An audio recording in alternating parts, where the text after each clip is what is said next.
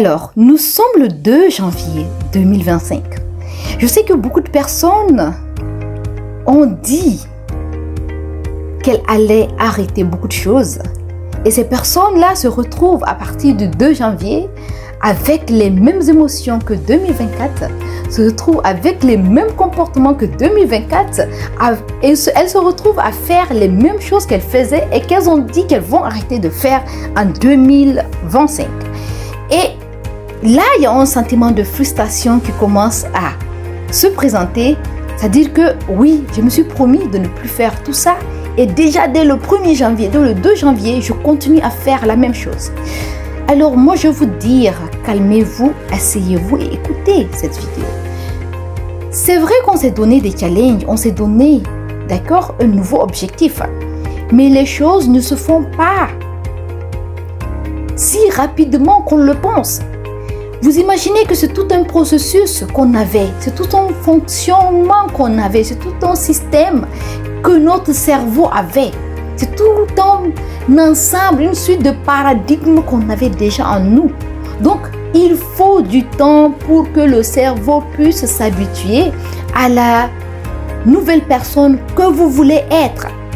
Et comment le cerveau va s'habituer à cette personne que vous voulez être?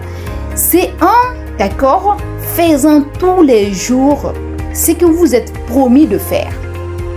Déjà, vous allez voir qu'après une semaine, même si vous avez cité 10 choses que vous voulez arrêter et que vous avez cité 10 autres choses que vous voulez commencer, je suis sûre que vous ne pourrez pas faire les 10 choses à la fois. Mais vous allez voir qu'au moins, au minimum, une chose sera faite. Et c'est petit à petit, les petites victoires d'une chose qui a été changée, d'une chose qui a été améliorée, qui fera que dans un mois, vous allez vous retrouver avec beaucoup de choses, beaucoup de comportements, beaucoup de challenges qui a été déjà accomplis. Donc, les choses se font pas à pas.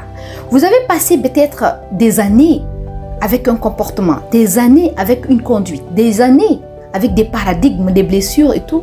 Et c'est pas un seul jour, c'est-à-dire qu'un seul souhait, une seule volonté de vouloir changer qui va changer la chose. Non, il faut du temps, mais il faut le répéter tous les jours. Quand vous continuez à le répéter tous les jours, vous allez voir que votre cerveau va s'habituer à ce nouveau fonctionnement.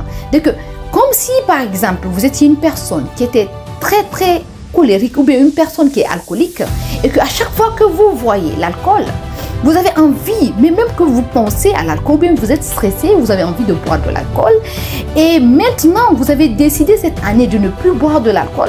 Peut-être même vous avez déjà des bouteilles d'alcool dans la maison. Donc, la première chose à faire déjà, c'est de faire sortir toutes ces bouteilles, d'accord, de votre maison. Ça, c'est en deuxièmement, vous pouvez aussi trier vos amis, tous vos amis alcooliques que vous avez là. Vous devez les enlever à côté de vous. Mais ça se fait étape par étape. Ces amis-là, vous avez déjà des liens avec eux. Ces amis-là, vous avez des attaches. Donc, ce sont des choses qui se passent au fur et à mesure. D'accord? Et donc, si vous commencez déjà à passer à l'action, il faut donner du temps au temps pour pouvoir accomplir ce que vous voulez accomplir. Et je souhaiterais juste par ce message vous dire que vous êtes amené, d'accord, à réaliser le défi que vous êtes imposé. Vous avez tout le pouvoir. À partir du moment où vous avez décidé de changer, sachez que vous avez tout le pouvoir en vous pour changer. Mais cette chose-là, il faut la faire de façon, d'accord, de façon séquentielle, d'accord. Il ne faut pas vous presser, ne vous sous-estimez pas, ne dites pas que vous n'êtes pas capable, allez-y. Le seul fait d'avoir pensé à cette chose-là, de le réaliser, sachez qu'elle est déjà réalisée dans le futur. Donc, il suffit juste de passer dans le présent et poser les actes qu'il faut et avancer tranquillement.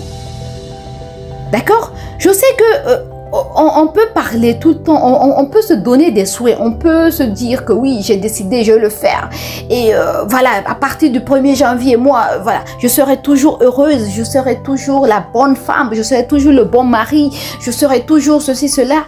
Mais les réalités vous rattrapent après.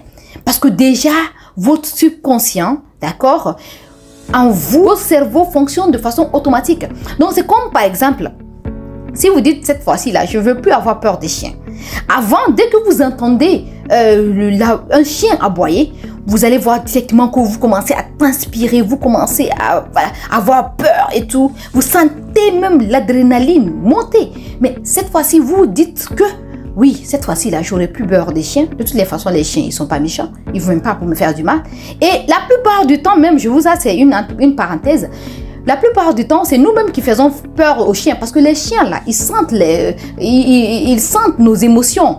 Et quand on a peur, on sent l'adrénaline monter et qu'on respire, le chien, c'est ce qu'il sent lui aussi. Donc, il se met dans tous ces états.